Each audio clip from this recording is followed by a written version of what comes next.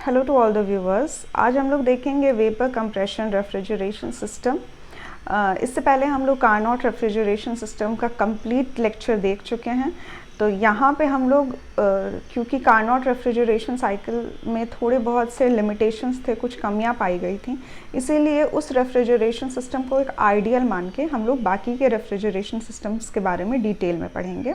तो यहाँ पे हम लोग पढ़ेंगे VCRS के बारे में। इसको शॉर्ट फॉर्म में VCRS कहते हैं और हिंदी में कहते हैं वाष्प संपीड़न प्रशीतन निकाय। कंप्लीट जो वीडियो लेक्चर होगा वो हिंदी और इंग्लिश दोनों में होगा, नोट्स जो होंगे, और साथ ही जो डायग्राम होगा उसे हम लोग एनिमेशन के थ्रू समझेंगे, step by step, one by one. So start करते हैं विद द लेक्चर। सबसे पहले जो मेन कंपोनेंट्स होते हैं उनको हम लोग जान लेते हैं। तो VCRS के जो मेन कंपोनेंट्स होते हैं, सबसे पहला होता है हमारा कंप्रेसर, जिसे हम लोग संपीडक कहते हैं।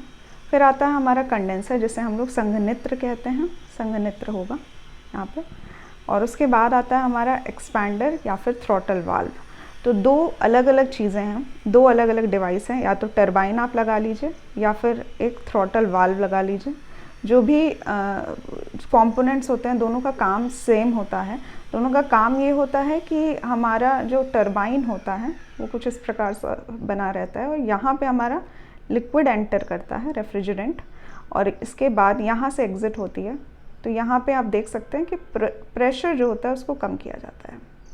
तो प्रेशर को कम किया जाता है, ये एक्सपैंडर का मेन काम होता है। साथ ही जो थ्रॉटल वाल्व होती है, काफ़ी पतली सी पाइप होती है, एक ऐसी पाइप जिसका क्रॉस सेक्शन एरिया काफ़ी कम होता है। तो एरिया काफ़ी कम होता है, इससे जब हमारा रेफ्रिजरेंट पास करता है तो उसका प्रेशर काफ़ी कम हो जाता है। अचानक से उसमें ड्रॉप इन प्रेशर मिलता है हमें, और जिसकी वजह से इसका टेम्परेचर भी काफ़ी कम हो जाता है। तो दोनों का मेन जो वर्किंग है वो है टेम्परेचर को ड्रॉप करना। तो ये या फिर आप एक्सपैंडर का यूज़ करिए या थ्रॉटल वाल्व का यूज़ करिए। मेन जो कंपोनेंट्स होते हैं वो दोनों में से कोई एक को यूज़ करके बनते हैं। फिर आता है हमारा एवापोरेटर, जो कि हमारा लास्ट कंपोनेंट है, जिसे हम लोग वाष्पित्र कहते हैं, वाष्पित्र। तो यहाँ पे ये हमारे 4 कंपोनेंट्स हैं। 4 कंपोनेंट्स में क्या प्रोसेस होते हैं वो अब हम लोग देखते हैं। तो कोई भी जो रेफ्रिजरेशन सिस्टम होता है वो किसी साइकिल पे या चक्र पे काम करता है, और हर चक्र की कुछ प्रक्रियाएं होती हैं। तो बेसिकली यहाँ पे जो चक्र है, हमारा जो साइकिल है, वो 4 प्रोसेस से बना है, 4 प्रोसेस से। तो 1 2 3 4 4 प्रोसेस होंगे। तो प्रोसेस नंबर 1 से 2 जो होगा वो होगा हमारा कंप्रेसर का। तो कंप्रेसर के अंदर जो प्रोसेस हो रहा है वो है रिवर्सिबल एडियाबैटिक कंप्रेशन, यानी कि रुद्धोष्म संपीड़न। इसे हम लोग आइसेंट्रोपिक प्रोसेस भी कहते हैं, रिवर्सिबल एडियाबैटिक को। और इसके बाद जो है वो हमारा नेक्स्ट कंपोनेंट कंडेंसर है। कंडेंसर में जो प्रोसेस हो रहा है वो है कांस्टेंट प्रेशर हीट रिजेक्शन। तो यहाँ पे हीट को रिजेक्ट आउट किया जाता है, इस तरह से किया जाता है कि हमारा प्रेशर जो होता है वो कांस्टेंट रहता है। देन है हमारा एक्सपैंडर।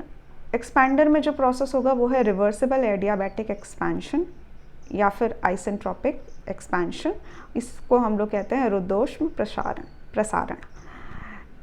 देन जो हमारा फोर्थ जो प्रोसेस है वो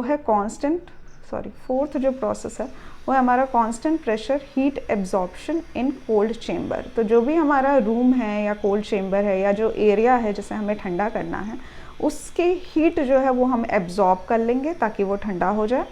और ये जो हीट का एब्जॉर्प्शन का प्रोसेस है, ऊष्मा का जो अवशोषण है वो स्थिर दाब पे है, यानी कि कांस्टेंट प्रेशर हीट एब्जॉर्प्शन हो रहा है। तो इन 4 प्रोसेस से मिलके बनता है हमारा एक साइकिल, जिसे हम लोग कहते हैं VCRS साइकिल। देन हम लोग देखते हैं वर्किंग क्या होती है। तो वर्किंग, जैसे कि मैंने आप लोगों को बताया कि 4 कंपोनेंट्स हैं, तो हम लोग वन बाय वन देखते हैं कि हर कंपोनेंट में कौन सा प्रक्रिया हो रहा है, उसको हम लोग डिटेल में समझते हैं। तो पहला कंप्रेसर में जब एंट्री करेगा तो जो भी हमारा वर्किंग मीडियम होगा, जो भी हमारा रेफ्रिजरेंट है, वो जब पास करेगा तो उसको हम लोग आइसेंट्रोपिकली कंप्रेस करेंगे। यानी कि यहाँ पे हमारा जो भी कार्यकारी द्रव्य है उसको हम लोग कंप्रेस करेंगे और आइसेंट्रोपिकली यानी कि रिवर्सिबल एडियाबैटिक कंप्रेशन करेंगे, जिसके वजह से उसका प्रेशर जो है वो इंक्रीज़ होगा और साथ ही टेम्परेचर जो है वो इंक्रीज़ हो जाएगा। तो यहाँ पे प्रेशर और टेम्परेचर का इंक्रीज़ देखने को मिलता है। इसके बाद जो ये वेपर है, टेम्परेचर बढ़ने की वजह से जो भी हमारा रेफ्रिजरेंट था अब वो फुली वेपर स्टेट में आ गया है, वेपर स्टेट में आ गया है। अब ये जो हमारा वेपर है ये जाएगा हमारा कंडेंसर में। अब जैसे कि कंडेंसर से आप नाम से समझ सकते हैं कि यहाँ पे जो संघनित्र है वो संघनन की प्रक्रिया करेगा, यानी कि कंडेंस होने की प्रक्रिया करेगा। तो वेपर जब ठंडा होगा, जब वेपर ठंडा हो जाएगा तो वो लिक्विड में परिवर्तित हो जाएगा। तो यहाँ पे वेपर जो है वो लिक्विड बन जाता है, कह सकते हैं लिक्विड वेपर के बीच की अवस्था कुछ होती है, और यहाँ पे कंडेंस हो जाएगा यानी कि ठंडा हो जाएगा। तो अभी जो हमारा वेपर है उसने अपने हीट को रिजेक्ट आउट कर दिया है और कुछ इस तरह से किया है कि प्रेशर हमारा कांस्टेंट है, टेम्परेचर कम हो रहा है बट प्रेशर हमारा कांस्टेंट है, और चेंज इन फेज देखने को मिलेगा, अवस्था में यहाँ पे बदलाव देखने को मिलता है। तो ये हमारा प्रोसेस हो जाएगा कंडेंसर के अंदर। देन आता है हमारा एक्सपैंडर या फिर थ्रॉटल वाल्व, जो हमने देखा था। तो एक्सपैंडर लिखिए या फिर थ्रॉटल वाल्व लिखिए। तो इसके अंदर जो प्रक्रिया होगी वो हम लोग देखते हैं। अब जो हमारे पास वेपर है, कह सकते हैं जो रेफ्रिजरेंट है वो लिक्विड प्लस वेपर फेज में है एक तरह से, और इसका टेम्परेचर कम हो चुका है, बट हमें इसका टेम्परेचर और कम करना है, तो हम लोग और एक्सपैंड कर रहे हैं इसको। तो यहाँ पे एक्सपेंशन की प्रक्रिया होती है, आइसेंट्रोपिक एक्सपेंशन होता है, जिससे इसका प्रेशर और टेम्परेचर काफ़ी कम हो जाता है। इतना कम हो जाता है कि अब वो एक तरह का रेफ्रिजरेंट बन चुका है जो कि काफ़ी ठंडा है, जिसे हम लोग अपने रूम में भेज सकते हैं ताकि वो हीट को एब्जॉर्ब कर सके। तो यहाँ पे टेम्परेचर हमें काफ़ी कम मिलता है, समझ सकते हैं हम लोग। तो जो लोएस्ट टेम्परेचर मिलना था हमें वो अब मिल चुका है हमें एक्सपेंशन के बाद। अब ये जो लोएस्ट टेम्परेचर है यही हमारा जाएगा रूम के अंदर। तो अब जो हमारा low temperature low pressure liquid है ये जाता है हमारा इवेपोरेटर में। इवेपोरेटर वो स्पेस होता है जो कि डायरेक्टली हमारे जो भी स्पेस है जिसे हमें ठंडा करना है या हमारा रूम है उससे डायरेक्टली कनेक्टेड होता है, और वहाँ की जितनी भी गर्मी होती है उसको एब्जॉर्ब कर लेता है। एब्जॉर्ब होने की वजह से जो भी हमारा रेफ्रिजरेंट है वो हीट को अपने अंदर अवशोषण की प्रक्रिया करता है, हीट को एब्जॉर्ब करता है, और जो इसका लोएस्ट टेम्परेचर है अब वो थोड़ा सा टेम्परेचर बढ़ने लगता है। तो टेम्परेचर में थोड़ा सा इंक्रीज़ देखने को मिलेगा और हीट का एब्जॉर्प्शन होगा यहाँ पे, और इस तरह से होगा कि प्रेशर हमारा कांस्टेंट रहे, और इट प्रोड्यूसेस रेफ्रिजरेशन इफेक्ट। तो यहाँ पे हम देख सकते हैं यहाँ पे हमें रेफ्रिजरेशन इफेक्ट मिलता है। बेसिक जो हमारा प्रशीतन का जो प्रभाव है वो हमें देखने को मिलेगा। तो यहाँ पे हमें सबसे लोएस्ट टेम्परेचर टी लोअर मिलता है जो कि डायरेक्टली हमारे रूम से हीट को अपने अंदर एक्सट्रैक्ट करता है और अपने टेम्परेचर को धीरे धीरे इंक्रीज़ करने लगता है, और साथ ही ये प्रोसेस जो होता है वो कांस्टेंट प्रेशर में होता है। तो ये सारा जो प्रोसेस है ये तो हम लोग समझ चुके थ्योरी वाइज। अब हम लोग डायग्राम से देखते हैं कि कैसे ये प्रोसेस हो रहा है। तो यहाँ पे थ्योरी मैंने आप लोगों को पहले बता दी है, जिससे कि आप लोग डायग्राम से काफ़ी ज़्यादा रिलेट कर सकते हैं।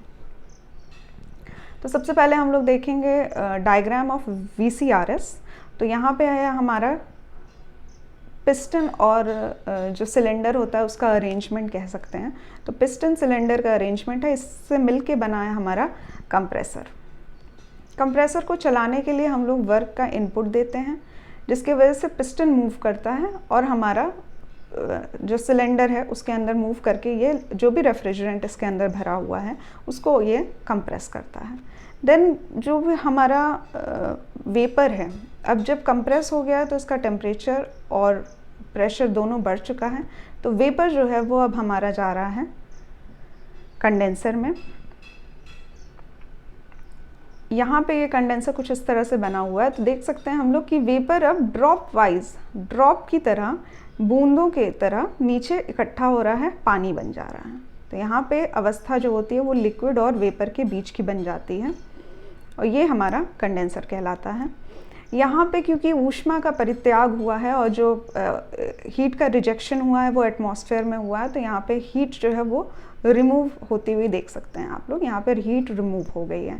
अब जो यहाँ से एग्जिट हो रहा है, जो भी रेफ्रिजरेंट यहाँ से निकल रहा है, वो लिक्विड और वेपर दोनों के एक मिक्सचर है, कह सकते हैं मिश्रित है, लिक्विड भी है और वेपर भी है। तो यहाँ से ये पास करेगा। अब ये हमारा एक थ्रॉटल वाल्व आता है या फिर एक्सपैंडर आता है। यहाँ पे हमें वर्क का आउटपुट मिलता है। तो यहाँ पे एक्सपैंडर है ये हमारा, और वर्क का आउटपुट मिलता है। वर्क का आउटपुट कह सकते हैं, यहाँ पे इतना कुछ खास वैल्यू नहीं है वर्क आउटपुट की, बिकॉज मेन काम हमारा है रेफ्रिजरेंट को ठंडा करना। तो वर्क इनपुट कितना है, वर्क आउटपुट कितना है, मेन जो वर्क होता है वो इनपुट का देखा जाता है जब हम लोग न्यूमेरिकल्स सॉल्व करेंगे। यहाँ जितना भी वर्क आउटपुट हो रहा है वो बेसिकली निगलेक्ट आउट किया जाता है। तो इसको आप एक तरफ से बस समझ सकते हैं कि डायग्राम जब भी आपको बनाना है तो वहाँ लिख दीजिए वर्क आउटपुट है, वरना आपको इसमें ज़्यादा दिमाग नहीं लगाना है कि वर्क का आउटपुट हमें यहाँ पे से मिल रहा है। ज़्यादा नहीं मिलता है, बहुत नेग्लिजिबल मिलता है, काफ़ी कम मिलता है। तो एक्सपेंडर में बेसिक जो पर्पज़ होता है वो होता है टेम्परेचर को कम करना और साथ ही प्रेशर को कम करना। इसके बाद जो हमारा लिक्विड है, ज़्यादा लिक्विड है और थोड़ा सा वेपर अभी भी जो बचा होगा वो कह सकते हैं। तो यहाँ से जो है ये हमारा एंट्री करती है अब हमारे इवेपोरेटर में। इवेपोरेटर वो स्पेस होता है जो कि डायरेक्टली कनेक्टेड है हमारे कोल्ड स्पेस से। तो यहाँ से कोल्ड स्पेस से ये हीट को अपने अंदर एब्जॉर्ब करता है। तो हीट का एब्जॉर्प्शन होता है जिसकी वजह से जो लिक्विड वेपर था हमारा रेफ्रिजरेंट अब फुल्ली वेपर बन जाता है। तो यहाँ पे वेपर बनते हुए देख सकते हैं आप लोग, ये लाइंस वेपर दिखा रही है। यहाँ पे हीट का एडिशन हुआ है। अब फिर से एक बार को जो हमारा रेफ्रिजरेंट है वो फिर से कंप्रेसर में एंट्री करता है और इस तरह से ये साइकिल चलती रहती है। तो यहाँ पे आप कुछ चीज़ें जो आप लोगों को समझनी है, तो ये है पूरा स्कीमेटिक डायग्राम जिसे आपको पता होना चाहिए और इसी तरह से ही बनाना है इसको। तो आप लोग इसको एक बार कॉपी पे बना लीजिए, फिर आप लोग समझ जाएंगे। कुछ चीज़ें जो आप लोगों को समझनी है वो है अवस्था का बदलाव, मतलब चेंज इन फेज़। तो कहाँ पे कौन सा फेज़ है, यहाँ पे वेपर है, यहाँ पे लिक्विड प्लस वेपर है, फिर से एक बार लिक्विड प्लस वेपर ही हमें मिल रहा है, और इसके निकलने के बाद यहाँ पे लिक्विड कम हो जाता है, वेपर ज़्यादा हो जाता है। इस तरह से ये जो कंप्लीट जो चेंजेस इन फेज़ देखने को मिल रहा है हमें, ये हम लोग जब पीवी और टीएस डायग्राम देखेंगे तो हम लोग काफ़ी अच्छे से समझ सकते हैं इस चीज़ को, क्योंकि वहाँ पे आप लोगों को डायग्राम में ही दिखेगा कहाँ पे कौन सा फेज़ बन रहा है। तो अगर यहाँ पे इस पर्टिकुलर डायग्राम में आपको ये अवस्था का चेंज नहीं समझ में आया तो परेशान मत होइए, नेक्स्ट वीडियो लेक्चर में हम लोग पीवी डायग्राम में समझ जाएंगे आसानी से। यहाँ पे बस आप लोग कंपोनेंट्स का डायग्राम देख लीजिए और हर कंपोनेंट्स का क्या काम है ये हम लोग समझ सकते हैं। तो यहाँ पे इस पर्टिकुलर वीडियो में बस इतना ही। Thank you for watching the lecture.